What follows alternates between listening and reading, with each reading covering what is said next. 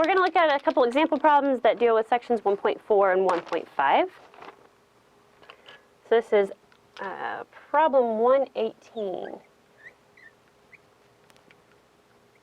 Maybe, actually. I just realized some of these problems were from an old version of this textbook, so the exact problem might not match up, but it'll be similar. Okay, so we're given a circuit here. We have a battery, 9 volts. We have, again, some dummy element. We don't care what it is. And another one. Get this marker going. 6, oh, that should be a minus. 6 volts across here. 4 amps going that way. It means we also have 4 amps here. Nowhere else for our current to flow. We'll talk more about that later. And 3 volts across there. So we are asked to find the power in element 1. We'll call this 1, maybe, there. And the power in element 2. So remember, P equals VI.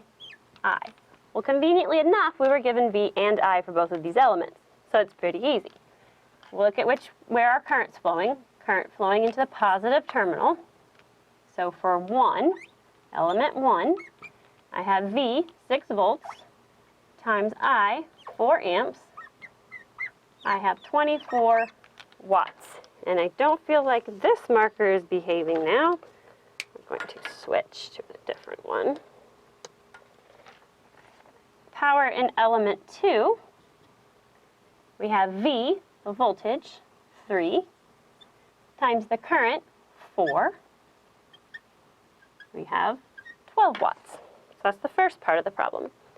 The second part of the problem asks us what is the power supplied by the 9-volt battery. Here's our 9-volt battery. Well, if we're absorbing 24 watts and 12 watts, then this battery has to be supplying 36. So the power in our battery will be equal to negative, because supplying is negative, 24 plus 12, or minus 36 watts. Another way to look at that is, okay, this current's coming around, current keeps going this way, we have 4 amps, we know P equals VI, so power in our battery going into the negative terminal is minus 4 times 9, or minus 36 watts. So we found the same thing 2 different ways. And there's another problem here, but again, I feel like it's kind of redundant, so let's go ahead and skip that and look at this one. This one's interesting. So this is problem 1.28, or similar.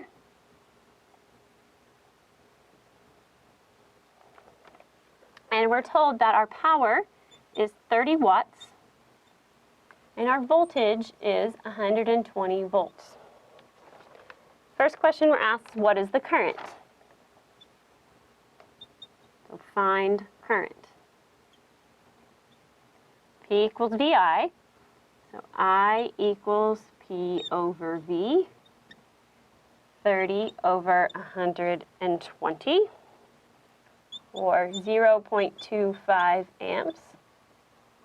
So again, we want to write these in with our prefixes when we can. So if we go 1, 2, 3 over 3, that gives us 250, yes, milliamps. I had to think about that for a second. 1, 2, 3.25. 250 milliamps. Part B of this problem says that it costs 12 cents per kilowatt hour to run whatever we're running here, and we run it for 365 days. And it wants to know the total cost. So we know this in terms of our power, right? Well, we want to find out how much energy this takes. We have, remember, P equals dW dt. So we have, rearranging that, we get W equals P dt. That's P times time, so power times our time. 30 watts times our time.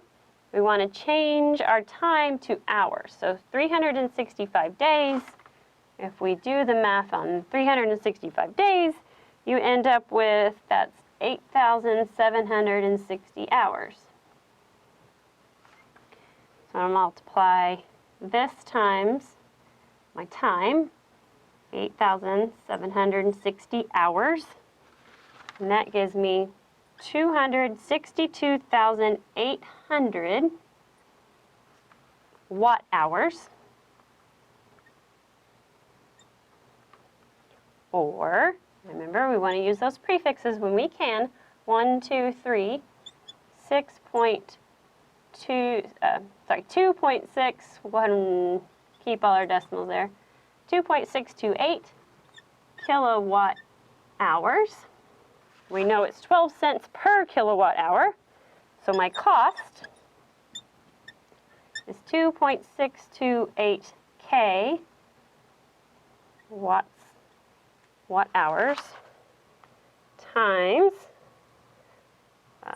putting it in terms of dollar, 0.12 kilowatt hours. My kilowatt hours cancel. I'm left with dollars.